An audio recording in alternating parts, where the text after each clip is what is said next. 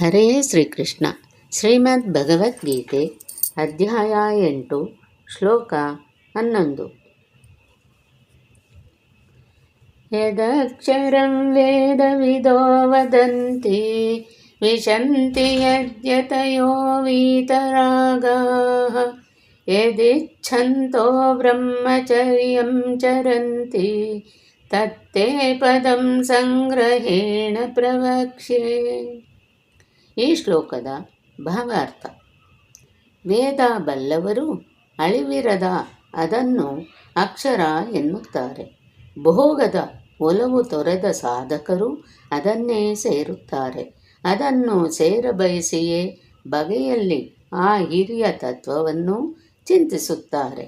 ಅಂಥ ಮುಕ್ತಿಪ್ರದವಾದ ಪರತತ್ವವನ್ನು ನಿನಗೆ ಅಡಕವಾಗಿ ಹೇಳುತ್ತೇನೆ.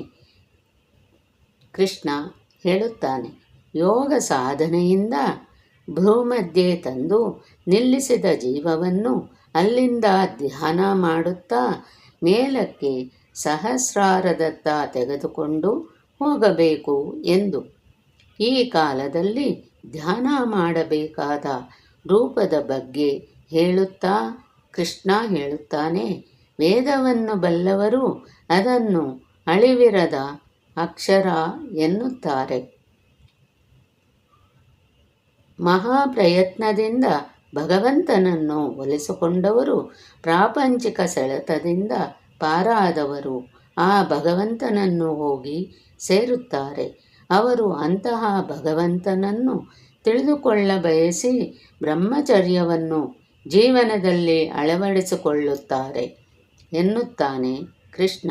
ಇಲ್ಲಿ ಬ್ರಹ್ಮಚರ್ಯ ಎಂದರೆ ನಿಘಂಟಿನಲ್ಲಿ ಹೇಳುವ ದೈಹಿಕ ಬ್ರಹ್ಮಚರ್ಯವಲ್ಲ, ಬದಲಿಗೆ ಬ್ರಹ್ಮಣಿ ಚರಣಂ, ಭಗವಂತನಲ್ಲಿ ಮನಸ್ಸು ನೆಲೆಗೊಳ್ಳುವಿಕೆ ಬ್ರಹ್ಮಚರ್ಯ. ಅದನ್ನು ಸೇರಬಯಸಿಯೇ ಬಗೆಯಲ್ಲಿ ಆ ಹಿರಿಯ ತತ್ವವನ್ನು ಚಿಂತಿಸುತ್ತಾರೆ. ಈ ರೀತಿ ಮೋಕ್ಷವನ್ನು ಪಡೆಯುವ ಪ್ರಕ್ರಿಯೆಯನ್ನು ಸಂಗ್ರಹವಾಗಿ ನಿನಗೆ ಹೇಳುತ್ತೇನೆ ಎಂದು ಹೇಳಿ ಕೃಷ್ಣ ಈ ಪ್ರಕ್ರಿಯೆಯನ್ನು ಮುಂದಿನ ಶ್ಲೋಕಗಳಲ್ಲಿ ಅರ್ಜುನನಿಗೆ ವಿವರಿಸುತ್ತಾನೆ.